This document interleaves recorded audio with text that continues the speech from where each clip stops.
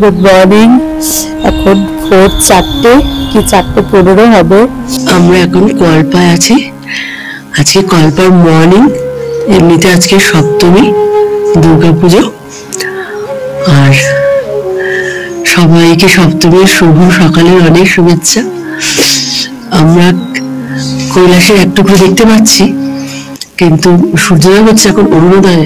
এটা এই সময়টা অরুণোদয়। এই যে লালিমাটা, এটা হচ্ছে অরুণোদয়। অভ্যুদয় যখন হবে তখন আমরা ভালো করে দেখতে পাবো। আলো ফুটেছে, সূর্যোদয় উঠেছে। এখন দেখি আমরা যে কৈলাসের চূড়ার ভোলে আবার দেখা পাই কিনা। এই পিকটা কৈলাস। হর হর মহাদেব, হর হর মহাদেব, হর হর মহাদেব। পুরো মনে হচ্ছে তুলে দিয়ে এঁকে দিয়েছে। সুপ্রভাত, এখন সকাল 7টা, আর আজ মহাসপ্তমী। সকলকে অনেক শুভেচ্ছা। আজকে আমাদের গাড়ি কল্পা থেকে ছুটে চলেছে সুইসাইড পয়েন্টের দিকে। চলুন একসাথে যাওয়া যাক। তা আমরা খুব ভোরবেলায় উঠে 4টা থেকে উঠে সানরাইজ দেখলাম, কৈলাসের চূড়া দর্শন করে এখন আমরা আমাদের গাড়ি ছুটে চলেছে কল্পার সুইসাইড পয়েন্টের দিকে। মানে আমি তো বলছি যে স্পিতি ভ্যালি ট্যুর মানে কিন্তু শুধু প্রাকৃতিক সৌন্দর্য, কোনো স্পট আলাদা করে কিছু নেই, শুধু প্রাকৃতিক সৌন্দর্যে মোড়া। মেঘটা কি অবস্থা, সুইসাইড পয়েন্ট মেঘে ঢাকা। এই দিকটা একবার ঘোরা, এই দিকটা একবার ঘোরা, আবার সুইসাইড পয়েন্টের গভীরতা থেকে আমার মাথা ব্যথা হচ্ছে। উফ, কল্পারের প্রাকৃতিক সৌন্দর্যে আমি মুগ্ধ হয়ে যাচ্ছি। বিশেষ করে মেঘ আর পাহাড়ের মেলবন্ধন। আহা, আমরা এখন কল্পার সুইসাইড পয়েন্টে আছি। তো শুধু ভিউটা দেখুন যে কেমন ভিউটা।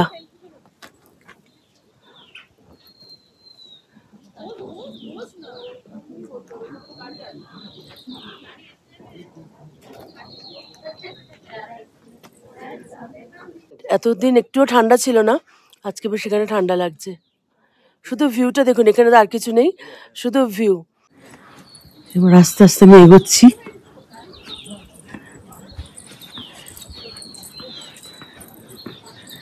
দারুণ জায়গা,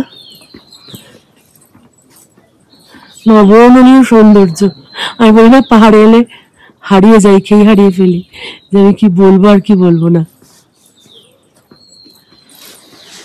শুধু এই রাস্তাটা দেখুন, এই ভাঙনটা দেখুন, কি অবস্থা।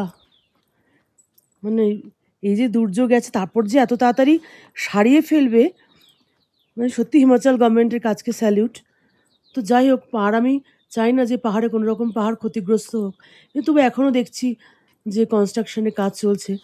পাহাড়ের এইটাই দেখুন, এই পাহাড়টা অন্ধকার, এই পাহাড়টা আলো। মানে এটা একটা আমার অদ্ভুত লাগে, পাহাড়ের এই আলো ছায়ার খেলা, সূর্য দেবতার যে লুকোচুরি পাহাড়ের সঙ্গে, এটা আমার ভীষণ ভালো লাগে। আর মেঘ উঠছে আস্তে আস্তে উপরের দিকে।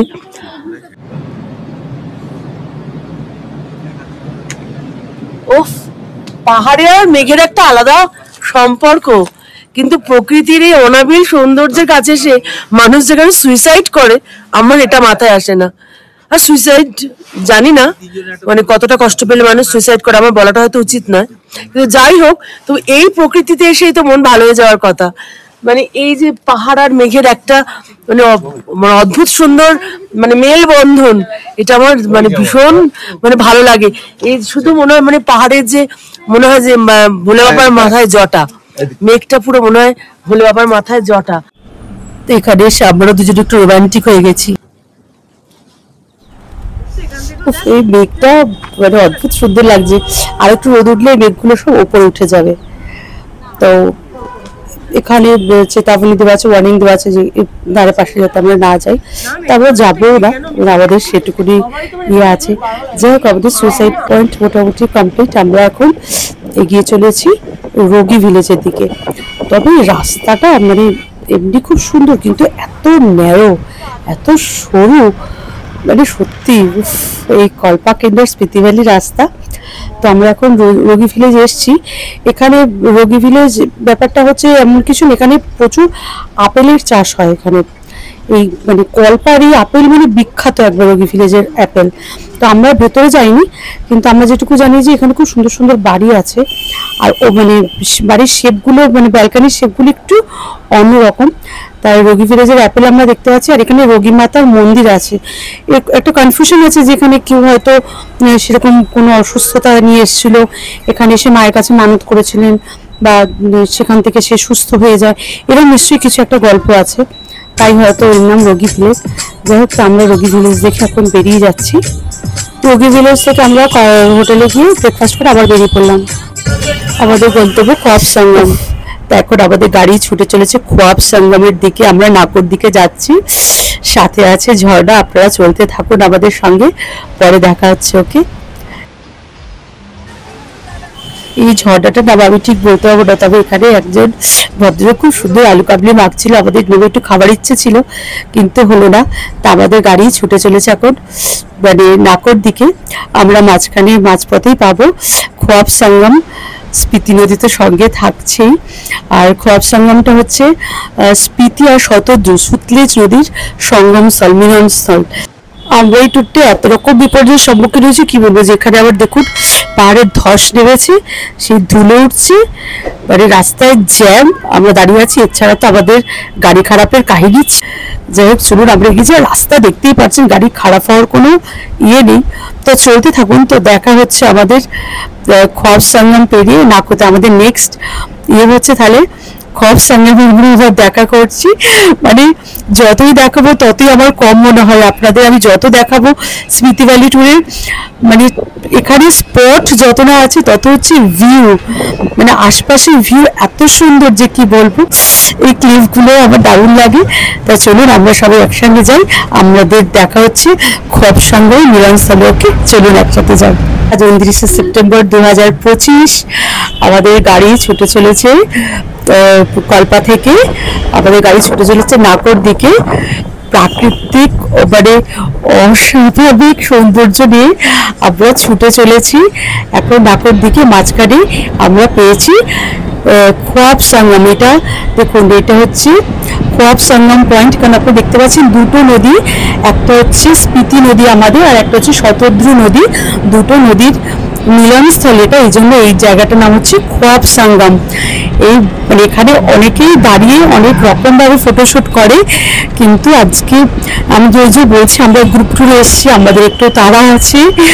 তার মাঝখানে আমাদের গাড়ি একটু খারাপ হয়েছিল বলে আমাদের এখন যেতে হবে নাকো। আমাদের অনেক গাড়ি আগে নাকোতে গিয়ে পৌঁছে গেছে, তো আমরাও তো সবার পেছনে পড়ে গেছি। তো আমরা এই খোয়াব সঙ্গম পেরিয়ে এত সুন্দর ক্লিফের তলা দিয়ে, মানে ডেঞ্জারাস পয়েন্ট। এটা একটা টিবেটিয়ান, মানে এটা একটা থার্ড র্যাঙ্কিং করে ডেঞ্জারাস পয়েন্টের মধ্যে, মেবি, আমি ঠিক জানি না থার্ড কি ফোর্থ র্যাঙ্ক আছে, মানে সবচেয়ে ডেঞ্জারাস পয়েন্ট আর কি এগুলো। তা সেই সব পেরিয়ে আমরা ছুটে চলেছি নাকোর দিকে। তা খোয়াব সঙ্গম আমার ভীষণ ভালো লেগেছে। আমার ওখানে দাঁড়ানোর ইচ্ছা ছিল, আপনাদের অনেক কিছু দেখানোর ইচ্ছা ছিল, কিন্তু পারিনি। কিন্তু এই যে প্রাকৃতিক সৌন্দর্য আমি দেখাতে পারছি, এটাই আমার অনেক মনে হচ্ছে। কারণ স্মৃতি ভ্যালি টু এমনি ভীষণ হেক্টিক, তার মধ্যে শুধু একটু যানবাহন গন্ডগোল করে, আর বলার কিচ্ছু নেই। তা আপনারা আমার সঙ্গে, আমি যেমন প্রাকৃতিক শোভা দেখেই মুগ্ধ হয়ে যাই, তো আর এই ক্লিফগুলো, পাহাড়গুলো বেরিয়ে বেরিয়ে এসছে, তার তলা দিয়ে গাড়ি ছুটে যাচ্ছে, এগুলোই তো একটা পরম পাওয়া, তাই না? তা আমরা এই ট্যুরে বেশ কিছু জিনিস মিস করেছি, আবার অনেক কিছু জিনিস এক্সট্রা পেয়েছি। এই যে একটা ক্লিফ আসছে সামনে, তো এইগুলো আমার কাছে একটা বিশাল পাওয়া। আমরা নাকোতে পৌঁছে গেছি। ठीक हो कलकत्ता से। हाँ, कलकत्ता से। अच्छा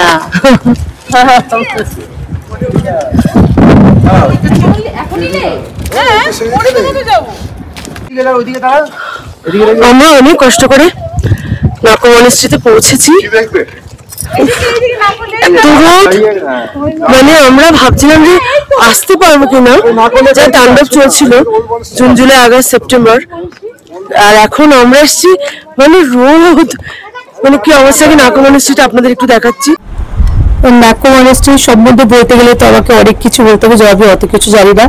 আমি শুধু এটা জানি যেটা হিমাচল প্রদেশের নাকো ভিলেজের একটা অংশ, যেটা যেটা মানে ফাউন্ডেড হয়েছিল 11th সেঞ্চুরিতে টিবেটিয়ান ট্রান্সলেটর লোচেন রিচেন জাংপো। এই নাকো ভিলেজ বা এই মনাস্ট্রির উদ্যোক্তা, ইনি এটাকে তৈরি করেছিলেন। আর এখানে যেটা সব থেকে যে ইয়েগুলো চলে গেল মূর্তিগুলো, সব থেকে হচ্ছে ভার্জিনারায়ণা বুদ্ধিস্ট সাইট এটা। আর এখানে কি কি আছে, এখানে অ্যানশিয়েন্ট মুরাল স্কাল্পচার, ট্র্যাডিশনাল আর্কিটেকচার্স, এইসবই মানে এখানে পাওয়া যায়। হিস্টোরিক্যাল সিগনিফিকেন্ট আছে এর মধ্যে অনেক, যেগুলো এখন আমি দেখাতে যাচ্ছি। এগুলো সবই মানে বুদ্ধিস্টদেরই কোনো হিস্টোরিক্যাল সিগনিফিকেন্ট এগুলো কিছু হবে, কোনো ট্র্যাডিশনাল আর্কিটেকচার, কোনো স্কাল্পচার, কিছু গিনি। আর এই নাকো লেক বা নাকো ভিলেজ ভীষণই সুন্দর, কিন্তু মানে গ্রামটা তো পুরো ভুলভুলাইয়া। তো চলুন আগে নাকো এটা আমরা একটুখানি ঘুরে দেখি, তারপর আমি আসছি।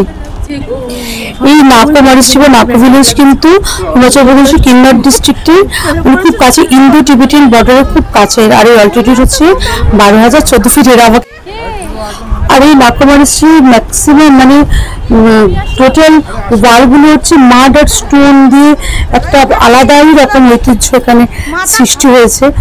এত সুন্দর দেখতে লাগছে, রংটা পুরো লাল। আর এখন আমি আরেকটা মানে রুমের দিকে আমি এগিয়ে যাচ্ছি, আমি জানি না ভেতরে কি আছে, কারণ ভেতরে ঢোকাটা অ্যালাউড নয় আবার শুজ পরে।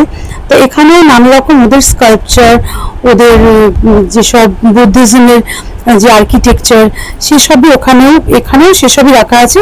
আমি যেহেতু শুজ ওপেনের ব্যাপার আছে আমি আর গেলাম না। এই যে দেখতে পাচ্ছেন এই যে ওয়ালগুলো সব মাড আর স্টোন দিয়ে এই পুরো নাকো ভিলেজ আর এই বিশেষ করে নাকো মনাস্ট্রি পুরো এই স্টোন, রেড স্টোন আর মাড দিয়ে পুরো তৈরি। এইটাই হলো এর বিশেষত্ব। আর হচ্ছে এখানকার স্কাল্পচার, এখানকার টিবেটিয়ান বুদ্ধিজম যে আর্কিটেকচার, যেসব স্টাইলস এগুলো আছে, যেগুলোকে আমি ক্যারেক্টারাইজড কি করে করবো, মানে যেগুলো মাড আর স্টোন দিয়ে যেগুলো তৈরি আছে সেগুলো। এছাড়া আর এই রিংগুলো আছে, এগুলো গোড়াতে আমার ভীষণ ভালো লাগে, আমি মানে ভীষণ পছন্দ করি। এগুলো একটু শুভ বার্তা দেয়। তো এখানে একটা ঘন্টি মতো বাজে, কিন্তু এগুলো বাজছে না ঘন্টি। তা আমার এই জিনিসগুলো আমার ভীষণ প্রিয়, এগুলো তো গোল্ডেন কালারের আমার অতীব প্রিয়। আর এগুলো ভীষণ ভারী, মানে আমার গোড়াতে আমার হাত ব্যথা হয়ে যাচ্ছে।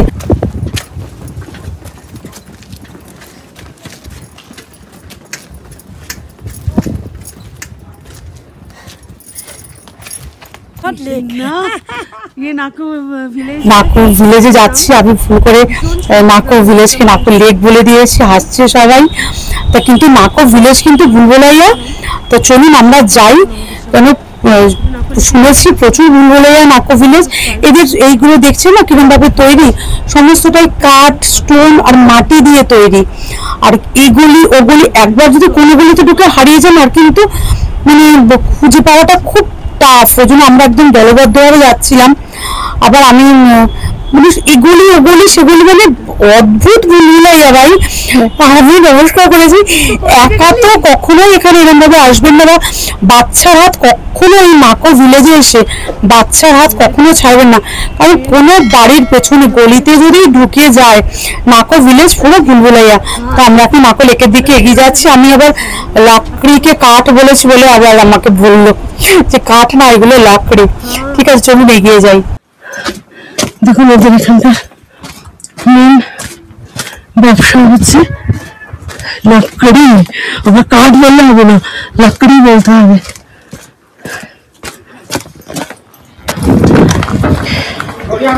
নাকো লেক, এটা নাকি লেক।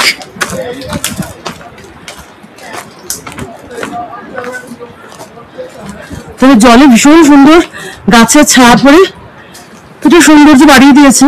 বাট এটা ছোট্ট ডোবা ছাড়া আর কিছুই না।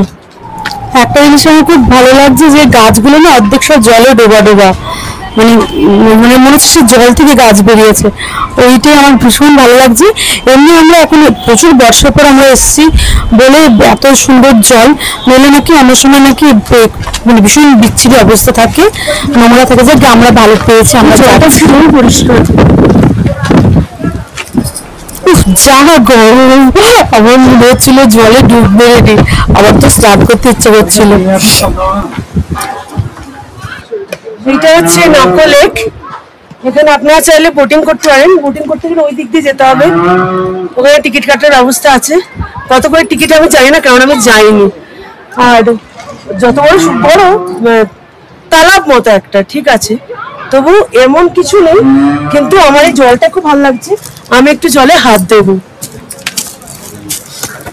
আর মাছ আছে কত জলে, জলে অজস্র ছোট ছোট মাছ, ওটাই আমি একটু দেখাতে চাইছি।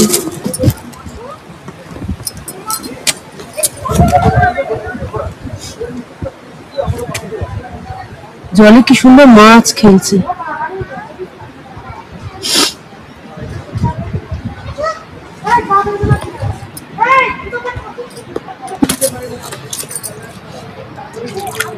দেখো মাছ।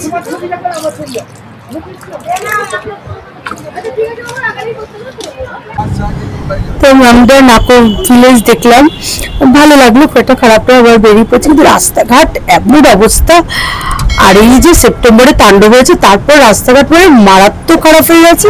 আজ আমাদের টাবোতে নাইট স্টে আছে, তাহলে কাল দেখা হচ্ছে। ওকে।